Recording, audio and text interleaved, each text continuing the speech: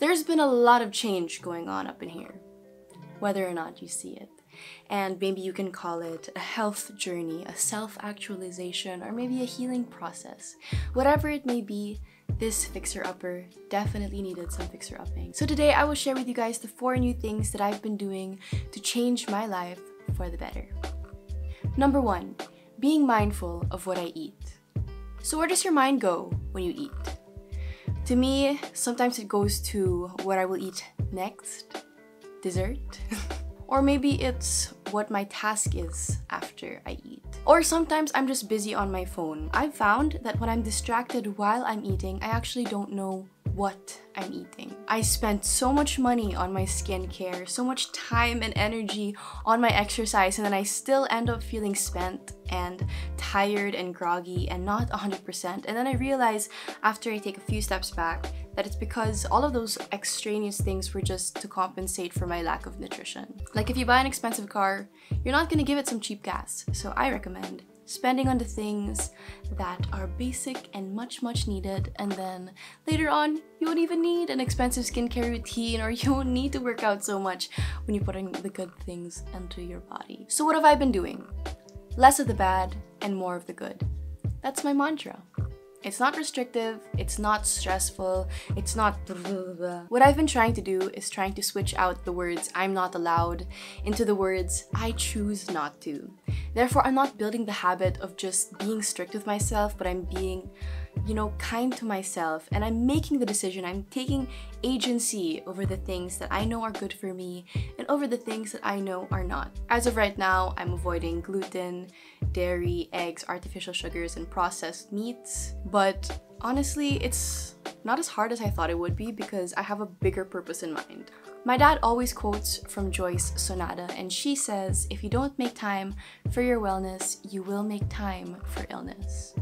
And so I don't want to wait until I'm broken and stressed out and super ill to fix these things up. I want to take preventive measures to get better so I don't have to get to that place. That's a lot of money spent, that's a lot of worry and stress. So I'm just taking those measures now while I can, while I'm young, and while I'm able. But don't be so hard on yourself, just take it slow. So maybe I'd suggest in your next meal, just be fully present where you are. Don't distract yourself, except for, talking to people beside you. And ask yourself, do I actually enjoy what I'm eating? Number 2, tracking my sleep.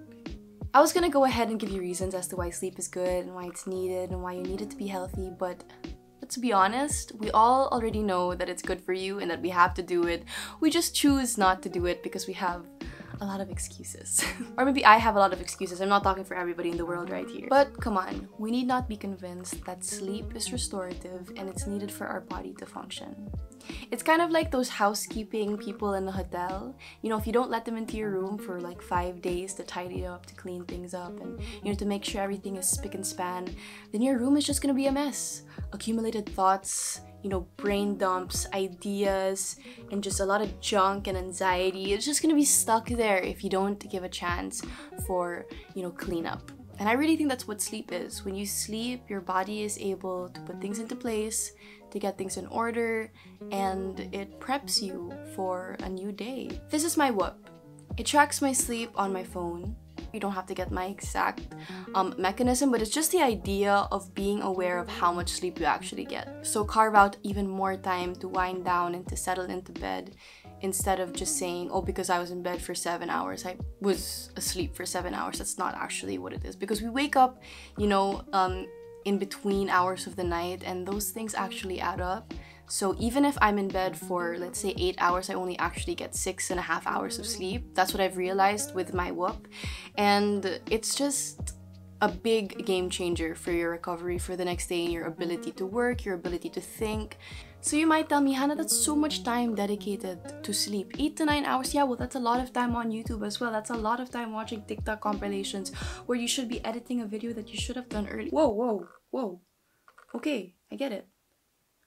I'm gonna go to sleep. Number 3, going natural with my skincare. I've mentioned it before that I do struggle with eczema, which is a skin condition that makes your skin itchy and flaky and uncomfortable when you're exposed to stress, mess, or things that you ingest. I made that up, but it's actually really true. And these things affect everything that I do in life, like whether it's my emotional self, you know, when I feel less confident, or whether it's my physical self, you know, when you have like a skin emergency, like whether it's acne or, you know, a flare up on your face or just a bad skin day, you know, it just affects your productivity because you're just like, I feel gross. How will I be able to produce anything that is of value today? I used to use medication that I couldn't even pronounce. I used to just listen to people without thinking twice about what they were telling me and about what they were prescribing me. And when I'd use this medication, it would, yeah, be fine and jolly and great for like 1-2 days, and then my eczema would just come back. So I realized I need something sustainable, and that's why I'm now going for a natural solution. And that's why I also want to thank Aveeno for being the sponsor of today's video. If I'm gonna change my diet, if I'm gonna decide to have better sleep, I better decide to do something about my skincare as well. For skin emergencies such as this, yeah, who is she, right? I use Aveena's Dermexa body wash and cream. And what's good about this line is that it's perfect and specifically made for those that have eczema-prone skin. It relieves the itch, the redness, and the tightness, the gross feelings of dry skin. And what I love is that you can only expect good things from this range because it's effective but not damaging to your skin. And it is soothing, but it is not sticky. And to show you guys, I have a little experiment that I've prepared for you. Over here, we have brand X. We will not point fingers. And over here, we have Aveeno's Dermexa cream. So I will show you that when put on the skin and dipped into this puddle of styrofoam balls, what sticks? What is sticky? I can't describe to you how gross it is to come out of the shower, put on my lotion, and then put on my clothes and to feel like the clothes have just stuck to my skin. It's just the worst feeling in the world. So honestly, non-sticky formulas for eczema-prone skin. Thank you very much, Aveeno. You guys understand our struggles. But also, for those days that I'm not flaring up and for just everyday relief for my skin, I use Aveena's Skin Relief Lotion. It's my quick savior when I'm itchy, and from first use, you can already feel the relief and the soothing effect. I mean, you don't have to just take my word on it. Go try it and let me know what you think. So if you also struggle with eczema or sensitive skin, I actually hosted a webinar with Aveeno on their Facebook page with skin experts and dermatologists on how to properly treat, deal, and manage your skin. I'll put the link in the description. Number 4, making peace with my mind. I've realized that I'm a suppressor of negative emotions and traumatic experiences. I'd rather just say, I'm fine, I'm good, I've dealt with it already, instead of actually dealing with the root cause and really fleshing out what happened and why I felt that way. I'm being kinder to my mind nowadays by allowing it to really process the things that I have gone through. I have found that I don't have to rush my way out of a sucky situation. I always felt like, oh, I need to get out of this. I need to fix myself. I need to get back on track. You know, I don't know who was putting that pressure on myself to just be on my A game all the time, but I realized that was, I'm my worst enemy most of the times. So what do? Well, opening up can be quite uncomfortable. And at times, because we want to avoid that discomfort, we're just gonna be like, in here, in our little battlefield that we call our minds, just sitting comfortably in our misery. And trust me, I understand what it feels like to be comfortable in the mess that we call our life. Like, you know, it's like a messy room and you're just in the middle and you're just lying down on the floor and you're just like, I'm just gonna stay here forever. I'd rather just lie down here amidst my mess, amidst my thoughts, amidst my toxic feelings, instead of burdening anyone with what I feel. There are people in your life that love you, that want you around, and even if it may feel like it is a burden to ask for help, I'm telling you, it is absolutely not. Your parents, they love you. Your best friends, they love you. And if you don't believe that they do, well, God loves you. And He loves you unconditionally. And there's nothing that you can do for Him to love you any less. So if you find that you can't talk to those people, let it out to God. My favorite conversations with God have been those times when I'm driving home and and I'm just crying to him, telling him exactly what I feel and what I'm going through. And it's not a burden to him to listen to me. If anything, he's just waiting for you to put your burdens, your struggles onto him so he can carry it. I mean, he made the entire world. You think he can't carry your burdens?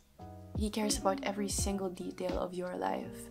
And he's just waiting for you to hand it over to him to take care of. So it has been instrumental in my life to just offload things that I have, convinced myself I can deal with. I can't deal with everything. So I mean, if it's too much for you to open up to, another person first, I'd recommend start inward. There is the practice called mindfulness meditation, where it's literally just being aware of your thoughts without judging them, or without trying to change them, or without trying to interpret them or anything. You're just sitting down and just being aware of what's inside your mind. Is it negative thoughts? Is it positive thoughts? Whatever it is, you're not trying to change it. You're not trying to judge it. You're just seeing it for what it is. That's the first step. Another thing that you can do if you are a visual person, you can put it down on a page, whether it is writing and journaling, whether it is painting or drawing what you feel like you are going through. Sometimes for me, it may look like a poem. For some reason, I feel like I can express myself at times through poems. It makes more sense in my head. But, you can start inwardly, you can start with you, and then eventually start working your way out. I think when I was growing up, I had this false idea that when you go to therapy, you are automatically ill. You are automatically insane, and you are crazy, you are mentally unstable. I mean, yes, at times we can be like that, and that's fine. That doesn't mean that you are a horrible person just because you have battles in your head. But therapy is for everyone. I don't think it shows that you are broken. I don't think it shows that you are messed up. But if anything, it's great to be able to admit that you are messed up, because that's really the only time that God can say, now I can help you. Because when we think that we got it all figured out, there is no space for God to move. But when we actually admit that we can't, which is really what I'm trying to do by making peace with my imperfections, by making peace with the things that I can't figure out for myself, God is able to move. God is given space. So I would really suggest, don't be scared of therapists and psychiatrists and psychologists. They have a better understanding of our brain and of our minds, and they can really help us go through the things that we have decided to suppress, all our lives. Also, if you feel like, oh my gosh, I don't have the money to pay for that or whatever, Call to Rescue is actually an organization that my family and I support, and it is there to help, those people who are going through struggles at this time, whether you want to talk to a therapist or maybe you're in a compromising state where you feel unsafe. Call this number. Go ask for a consultation, go ask for someone to talk to. These people you can trust, these people care about you, and they're looking after you. All you have to do is ask for the help. Therapy has been my best friend recently. Therapy plus talking to my parents about what I'm going through, being honest about my struggles, and my journal, and my prayers to God. I can be so hard on myself sometimes, but as of right now, I'm gonna make peace, make amends with my messy mind sometimes, because the mess up there also produces creative videos like this. The mess up there also produces, ideas that are so beyond what I can ever hope and imagine. And when we make peace with the chaos of the world and dictate the order instead of waiting for it to happen, that is where breakthrough comes. My dad always tells me, just dictate order and deal with chaos. That's definitely what I'm doing to change my life right now. And I hope it changes your life as well. So that's the end. I hope that you enjoyed, and I'll see you guys in my next video. Bye!